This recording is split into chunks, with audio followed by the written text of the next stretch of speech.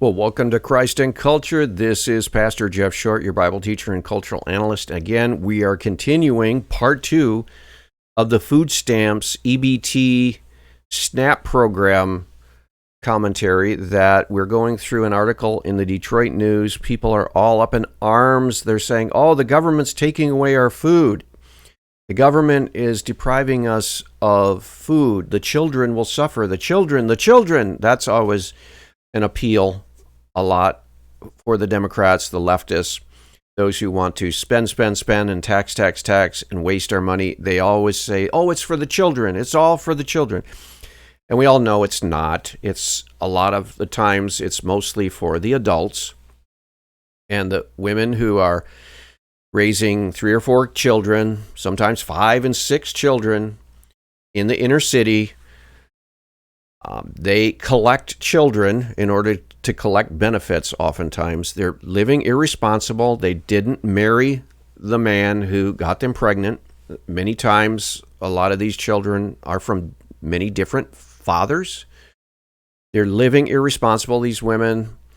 They were not taught right, either by family or even by church. Did not teach them that you marry the man that you love and you start a family, then you have children. You get married, then you have children, not you get pregnant and you have all these children and then hope that maybe someday you'll get married. No, the man is actually supposed to be the breadwinner in the family, and he's supposed to bring home the money, and then you're supposed to be managing the home and the children and so on and so forth. There's order in the way the Bible describes a biblical marriage and a biblical family, but a lot of people ignore all of that. They don't listen to the Bible. They don't care what God says. And so now they're dependent on this big socialist welfare state government.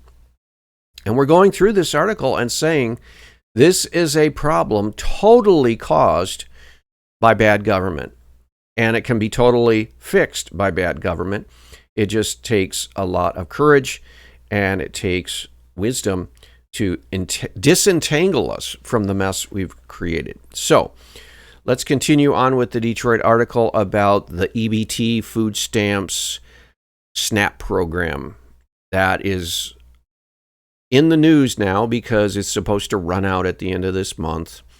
And the government shutdown is not going to keep it going until the government starts opening for business, until the lawmakers decide to start it. The next paragraph says, questions remain, but even supporters of the idea of the state legislature intervening acknowledge that such a move still poses significant risks. It is possible that Trump himself would change his mind on the SNAP cutoff in the coming days, Irwin said.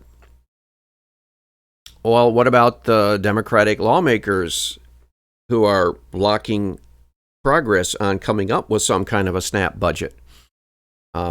Why don't they change their mind and come back to the table and negotiate? That's what we're waiting for. It's not all up to Trump. It's up to the lawmakers who are holding out until they get all what they want in the bill, and that's hurting SNAP recipients also.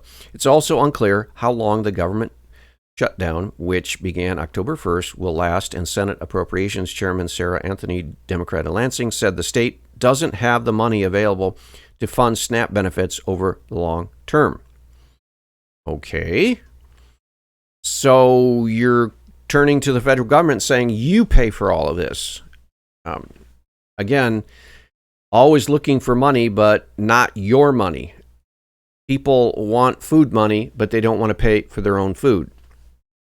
They want to feed the children, but they don't want to feed their own children. They want the government to feed their own children. So it's everyone passing the buck, deflecting responsibility, and then blaming other people for their own foolishness. In addition, state lawmakers aren't sure how many other shutdowns or crises could loom in the coming years, meaning that if any rainy day dollars are used now, they won't be able to fund later during economic recession. So they have a rainy day fund, but they don't want to use it all now. I don't blame them. They want to use it for a legitimate crisis, not a crisis of, well, we'll just have to cut back on food. What's next? Anthony asked. It's food today. What is next? Things that we're going to have to brace for. Yeah, this is a dependency kind of question. Okay, what's next? Are they actually going to make us pay for our own food? What's next? Are they going to make us pay for our own housing? Are they going to make us pay for our own clothing? Are they going to make us pay for our own transportation? What's next? That's a good question. I think the answer is pretty apparent. Yeah, you have to pay for your things. That's what being an adult, responsible person means. You pay for your own things. If you're a mother, and who's going to pay for your children's food? It's going to be the husband and the father. That's who pays. Well, I don't have a husband and father. Well, why don't you? Because she didn't make wise decisions. And it would be one thing if that was just the case in a small minority. I mean, there have always been women who have been irresponsible and stupid and foolish and gotten pregnant without wedlock. And there have always been those women. But it's been a trickle. It's a small percentage. Now it's huge. It is, in some cities like Washington, D.C., it is more than the vast majority of women pregnant are not married, or they don't have their husband living with them, or the man is not in the home. But it's mostly women who are raising children alone. And the system cannot survive like that. No society can survive like that. This is a great time to talk about that. Why are there so many women trying to feed children with no husband in the home? Why? What is the answer? And we all know the answer. That men and women are not following the will of God. They're not following the biblical wisdom. They're shacking up. They're getting pregnant out of wedlock.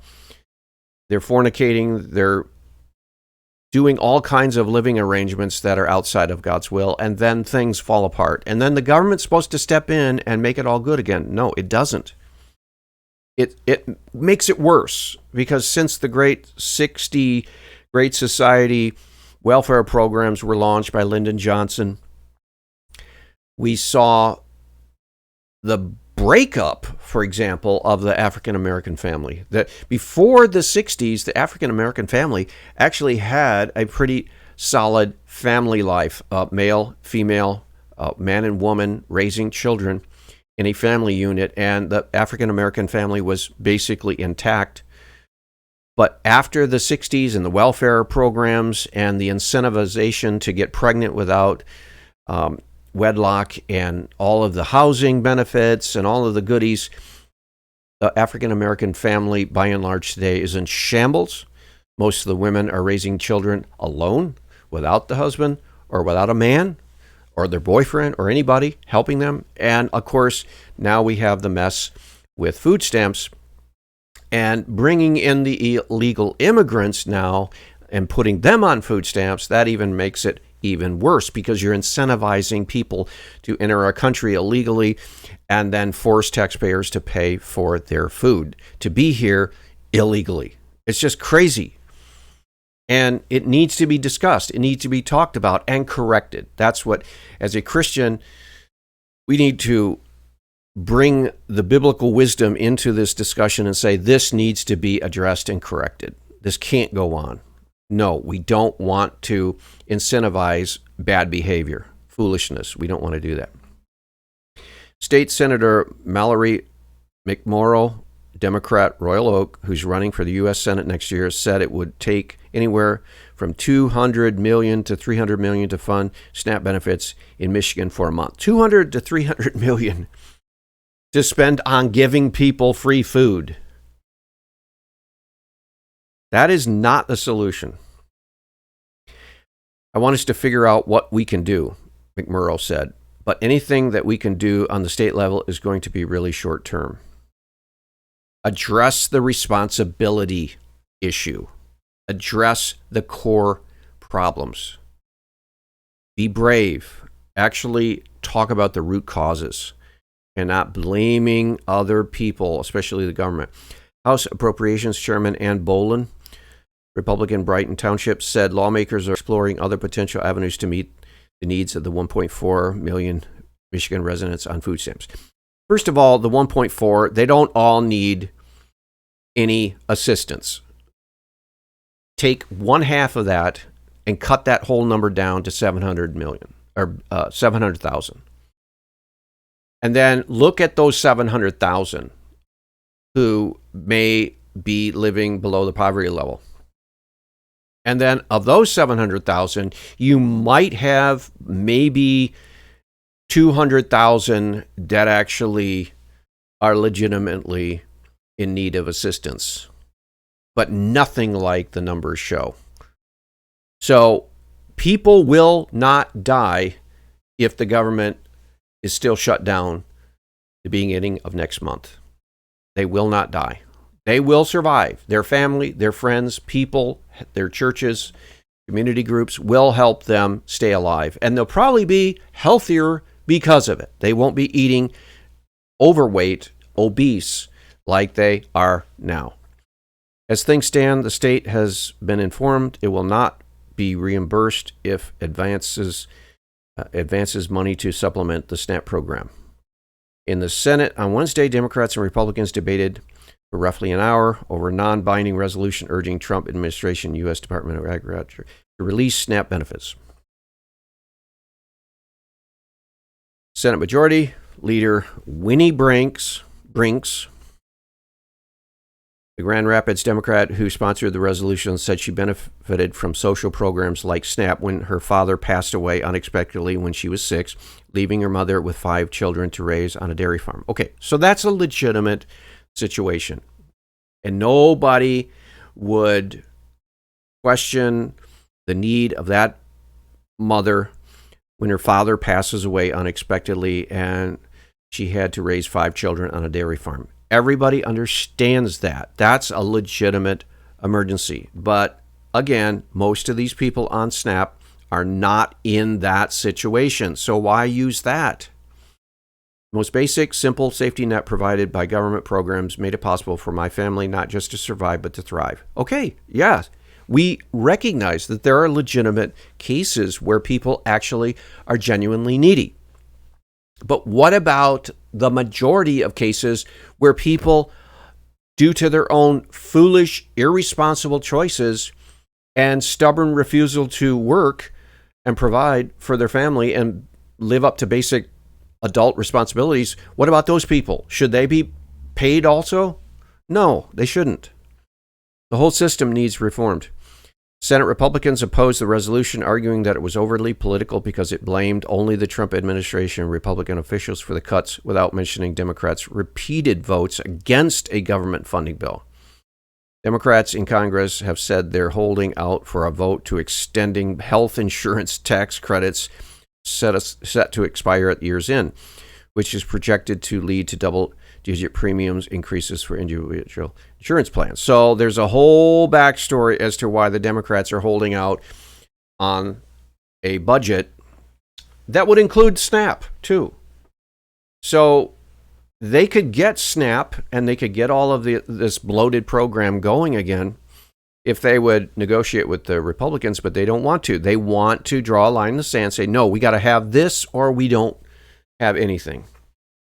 So it's the Democrats' fault why the SNAP is stopped. This resolution before us would be laughable if it wasn't ridiculous, said Senate Minority Leader Eric Nesbitt, R. Porter Township. Democrats demanding to fix a problem that Democrats created in Washington, D.C. Yep, that's exactly true. Consideration of the resolution was postponed for a day because the Senate Democrats did not have the 19 members present needed to pass the measure without help from the Republicans. Michigan House Democrats said Tuesday they were planning to introduce legislation that would set aside roughly $600 million from the state's coffers to supplement SNAP benefits for the next 2 months. Additional legislation would release $12.5 million in state dollars to the Food Bank, Council of America, and other food pantries. I bet that if the food stamp program isn't refunded this coming month, that everyone on food stamps still survives. Isn't that funny how if you really have to survive and you really have to make it and you really have to provide, you actually can if you try hard enough. And the people in the community around you help out. And your neighbor helps out. And the churches help out. And the food banks help out. And so, and it's really great because if you get involved, more people around you locally involved, and they are more likely to hold you accountable. So if your family and your friends are helping you out because you're going through a crisis, but then you're starting to kick back and enjoy your time off from work, they're the ones that are most likely tell you, hey, you need to get out there and get yourself a job because we're helping out right now, but we're not going to do this forever. And so they hold you accountable. They put your feet to the fire and say, look, be responsible. Get out there. Do the adult thing. But if it's just an anonymous government that's funding you, the government's not going to come around and hold you accountable. You're just a name on a ledger in a computer program. So yeah, this will be good for holding people accountable for their food bills and providing for themselves. Because the more local it is the principle of subsidiarity. It's best to solve problems local if they can be solved local. The effect of SNAP cutoffs are real and will be felt across Michigan in urban and rural areas alike. State Rep. Betsy Coffey, Democrat, Traverse City. Seniors, people with disabilities, veterans, and families are not going to have food in their SNAP benefits this Saturday, and it's not because we don't have the money. This administration and the Washington Republicans just approved a $40 billion bailout to Argentina while they're agreeing to some sort of hunger games for 40 million Americans who depend on SNAP benefits. Again, it's good that the government is focusing on the SNAP program so that we can reform the SNAP program. Because we really don't want to keep going as it is right now. We don't want to keep it funding. We don't want the ever-expanding free food giveaway of our government to keep on recruiting more and more citizens of our country, but more and more illegal aliens are on the rolls. No, this has to stop, and it's a good time to look at the program with a fine-tooth comb, go over every aspect of it, and really decide, okay, what is a true and charitable way to help the most needy people in our nation, and what is a very strong and wise way of keeping the grifters and the cheats and the welfare queens and the thieves out of the system, because it is corrupt where it's at right now. It has to be reformed. We need to save money. We're $35 trillion in debt, the federal government. We need to find a way to manage our own house. We don't have the money to be feeding everyone who wants free food. Increased demand. Food distribution charities in Michigan were already reporting increased demand for food almost a week after officials said SNAP food benefits would end Saturday because of the federal government shutdown. Brother Fred Cabras, Director of Social Services at the Capuchin Soup Kitchen in Detroit, said his organization has seen an increase in calls from community members. I'm sure it has, because people are looking for free food. If you take away their free food from one source, they're going to start going after free food from another source. If they're used to having someone pay for their food, they're not going to want to go out there and figure out a way to get food for themselves. If they've gotten used to being dependent, they're going to turn to any other source to be dependent. And this is not going to work, though, because these food banks just don't have the food. They don't have the money. They don't have the food. And people are going to be forced to see things in a different way when they don't get government giveaways. The food pantry at the Capuchin Service Center normally sees higher demand at the end of the month because people receive SNAP benefits at the beginning of the month, and some need more food in the second half of the month, he said. This late October has been busier than a typical end of the month for the Capuchin Service Center. Yeah. Well, people are thinking ahead, and they're going, hey, the government's not going to give us free food, so we got to get free food from the Capuchins. Cabra said he thinks people are worried they won't get SNAP benefits in November, so let's get food now. He also said they're worried that food from pantries may not be available come mid-November. Having said before that I worked at a food pantry and I know what's going on at these food pantries, it's amazing how you see cars who drive up to the parking lot to get the free food, and these are not beat up, run down 25-year-old cars. I'm driving a car that's almost 25 years old right now. And I know people that drive 20-year-old cars, 15-year-old cars. A lot of the cars in the food pantry parking lot that drive in for looking for free food, they are not 25-year-old cars. They're not 20-year-old cars. They're not 15-year-old cars. They're not even 10-year-old cars, a lot of them. A lot of them are late model cars. Very nice cars. And they're not just the lower end cars. You see SUVs. You see trucks, pickup trucks. You see big vans. You see some of the higher end SUVs. I mean, these people are driving really nice cars and they're picking up free food. Why? Because people will get free food. They'll pick up free food. If you give a millionaire a $100 bill, he'll take it. If you provide free food for people that have enough money to buy their own food, they'll take it.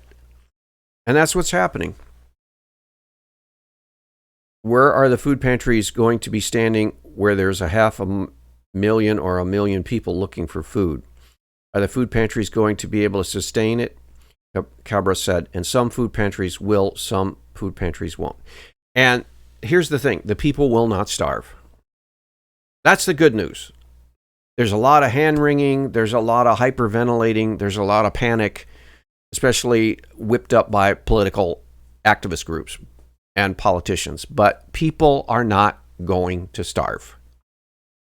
Not in our country today in the 21st century. Now, there are people starving around the world in India, and they would love to be able to live on just a fraction of the cost of what even these people who are considered poor or below the poverty level are living on. And the people in India and other places that have real hunger needs, they're looking for basics. They're not looking for the sugary drinks. They're not looking for the desserts and the snack food and all of the other things that people buy when they're on food stamps. No, they're looking for the basics, just enough to keep going. And we need to get back to helping people realize there are necessities and there are wants and there are needs and there are luxuries, and we need to teach people the difference, because that's part of the problem. People have lost the whole idea of what is a necessity and what is a luxury. The Capuchin Services Center is funded through philanthropy and doesn't receive government funding. Cabra said he thinks his organization can handle the increased demand for a month or two, but eventually stuff is just going to run out. And that's true. Yeah, and people are going to have to be responsible for their own food. There's no getting around it. You cannot fund and give people free food when they should be out providing for themselves. And the only people that you really can provide free food to are those who, because of injury, because of some kind of disastrous family situation, cannot. And those, again, are a very small percentage. And we should be willing to help them, but not these other people who are just freeloading.